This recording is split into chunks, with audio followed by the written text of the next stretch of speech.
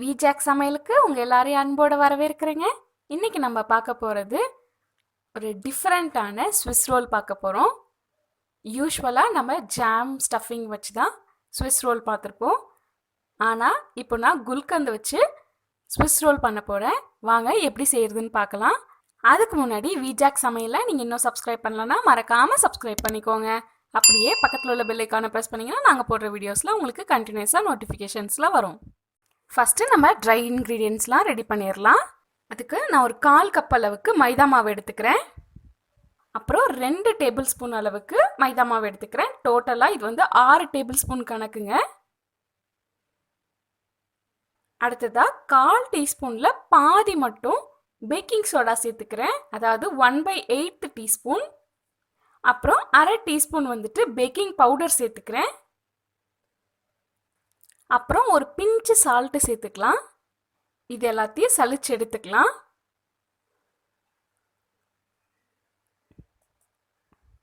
பாருங்க நான் இப்போ 3 தடவையா சலிச்சு எடுத்துக்க போறேன்.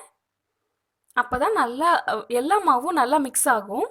அடுத்ததா ஒரு மிக்ஸி ஜார்ல 5 டேபிள் ஸ்பூன் அளவுக்கு சர்க்கரை சேர்த்துக்கிறேன். சேர்த்துட்டு இதை நல்லா பவுடர் பண்ணி வச்சுக்கலாம். அப்புறம் ஒரு பவுலில் 1/4 கப் அளவுக்கு பால் சேர்த்துக்கிறேன். காய்ச்சி ஆற வச்ச பால் சேர்த்துக்கிறேன். இது கூட இன்னொரு டேபிள் ஸ்பூனும் பால் சேர்த்துக்கிறேன்.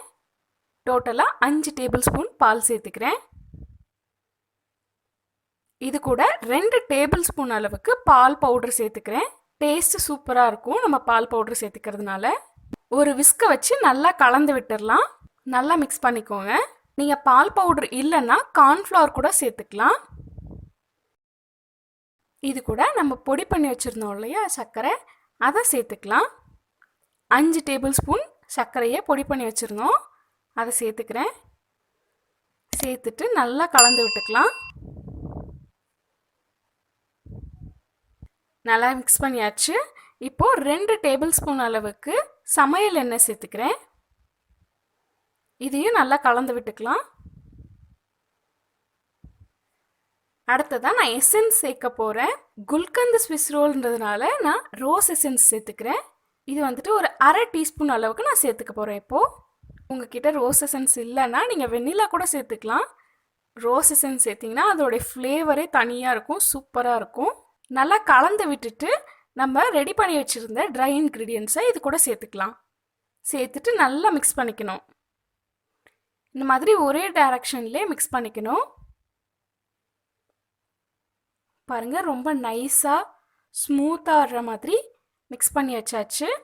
பாருங்க, இந்த கன்சிஸ்டன்சியில் தான் இருக்கணும். நல்லா ஃப்ளோயி கன்சிஸ்டன்சி இருக்கணும்.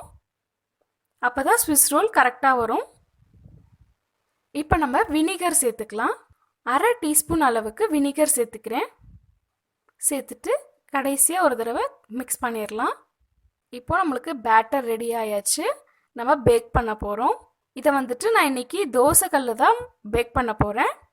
ஒரு தோசைக்கல்ல லைட்டாக பட்டர் அப்ளை பண்ணிக்கிறேன். ஃபுல்லாக அப்ளை பண்ணிக்கோங்க. இதுக்கு மேலே ஒரு பட்டர் பேப்பர் வச்சுக்கிறேன். வச்சுட்டு ரெடி பண்ணியிருக்க மாவை இது மேலே அப்படியே ஊற்றிக்க வேண்டியதுதான்.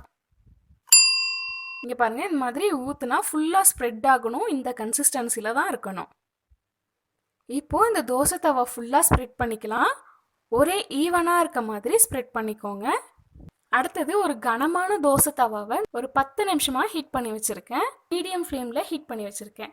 இதுக்கு மேலே நம்ம ரெடி பண்ணி வச்சுருந்த மாவு இருக்கு இல்லையா, அந்த தோசை தவாவை இங்கே வச்சிடலாம். வச்சுட்டு மூடி வச்சிடலாம்.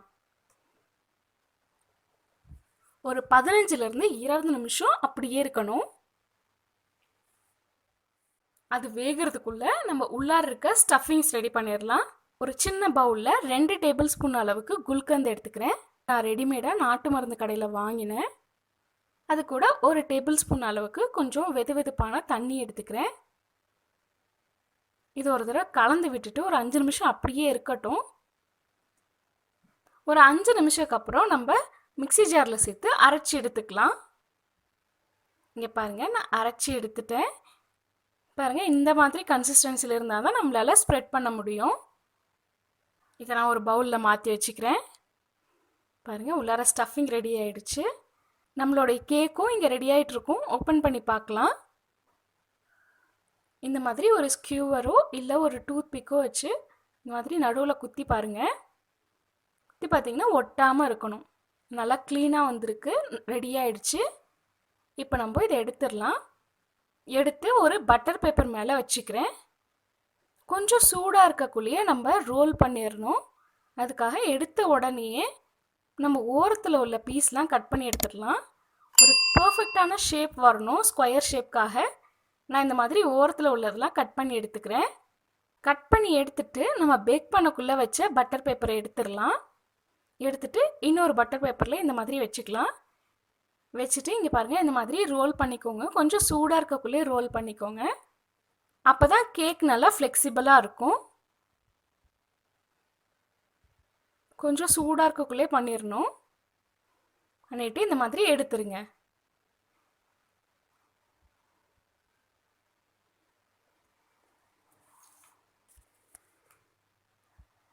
விரிச்சிட்டு இப்போது இது மேலே நம்ம ரெடி பண்ணி வச்சுருந்த ஸ்டஃபிங்ஸ் இருக்கு இல்லையா, குல்கந்த் ஸ்டஃபிங்ஸு, அதை மேலே ஸ்ப்ரெட் பண்ணிக்கலாம். ஃபுல்லாக ஸ்ப்ரெட் பண்ணிக்கோங்க. ரொம்ப திக்காக நிறைய வச்சிட வேண்டாம். ஏன்னா நம்ம ஸ்விஸ் ரோல் கட் பண்ணி எடுக்கக்குள்ளே வெளியில் வந்துடும். இது டேஸ்ட்டே ரொம்ப டிஃப்ரெண்ட்டாக சூப்பராக இருக்குங்க. நான் ஃபுல்லாக ஸ்ப்ரெட் பண்ணிட்டேன். இதுக்கு மேலே கொஞ்சமாக நான் வந்துட்டு பாதாம் கட் பண்ணது, முந்திரி கட் பண்ணதெல்லாம் சேர்த்துக்க போகிறேன். அப்போது சாப்பிடக்குள்ளே நடுவில் கொஞ்சம் க்ரன்ச்சியாக சூப்பராக இருக்கும். இப்போ நம்ம இந்த கேக்கை ரோல் பண்ணிக்க போகிறோம். இந்த மாதிரி அழகாக மடித்து ரோல் பண்ணிக்கோங்க.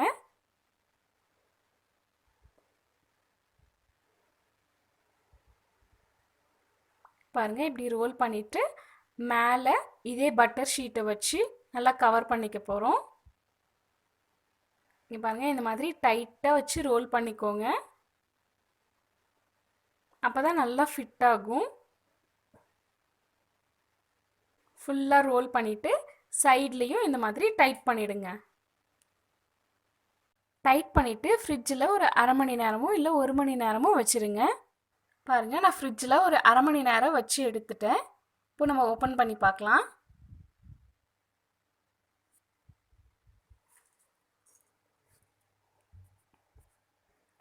பாருங்கள், இவ்வளோ சூப்பராக வருது கேக்கு ஓப்பன் பண்ணக்குள்ளேயே.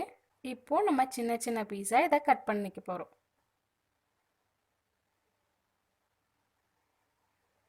பாருங்கள், இந்த மாதிரி ரவுண்ட் ஷேப்பில் நம்ம கட் பண்ணிக்க போகிறோம். பார்க்கவே அழகாக இருக்குது. சாப்பிடவும் டேஸ்ட்டு ரொம்ப டிஃப்ரெண்ட்டாக சூப்பராக இருக்குங்க. வேணும்னா இந்த குல்கந்த் மேலே கொஞ்சமாக டெசிகேட்டட் கோகோனட் கூட போட்டுக்கலாம். அவ்வளோதாங்க, சூப்பரான குல்கந்த் ஸ்விஸ் ரோல் ரெடி ஆயிடுச்சு. ரொம்ப சிம்பிளாக பண்ணிடலாம். டேஸ்ட்டும் டிஃப்ரெண்ட்டாக இருக்கும். எல்லோரும் ரொம்ப விரும்பி சாப்பிடுவாங்க. நம்ம நார்மலாக ஸ்விஸ் ரோல் சாப்பிட்றத விட இது ரொம்பவே டிஃப்ரெண்ட்டாக சூப்பராக இருக்கும். நீங்களும் உங்கள் வீட்டில் ட்ரை பண்ணி பாருங்கள். ட்ரை பண்ணி பார்த்துட்டு எப்படி இருந்துச்சுன்னு கமெண்ட்ஸில் சொல்லுங்கள். உங்களுக்கு இந்த ரெசிபி பிடிச்சிருந்தா இந்த வீடியோவை லைக் பண்ணிக்கோங்க. உங்கள் ஃப்ரெண்ட்ஸ்க்கு ஷேர் பண்ணுங்கள். தேங்க்யூ.